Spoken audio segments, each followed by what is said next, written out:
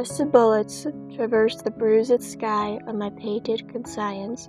Rivers and thorns rush through my memory with coarse revelations. The probable indulgence of regarding them as common becomes a tangible threat.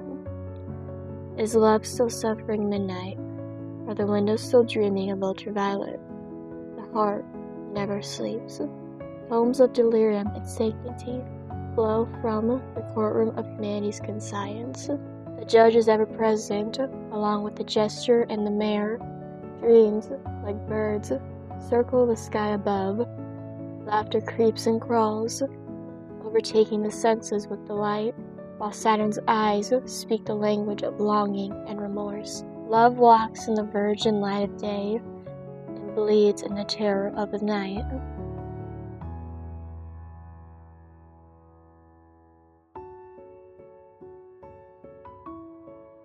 At the highest crest of the heart's valley, sickness came to feast.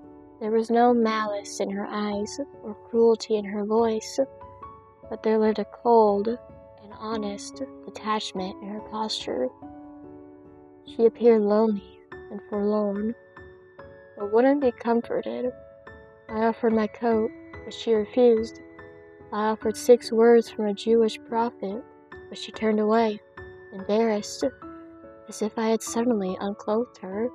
I was taken back by the paleness of her skin, the thin, transient veil covering her bloodless veins. The azure hue in her eyes haunted me. I had been alone 9 months and 27 days, reading the future of our history. I was unprepared for a guest, overwhelmed and underdressed. The pages spoke plainly enough. There was nothing new under the sun, but her presence was a bold challenge to this decree, at least for me.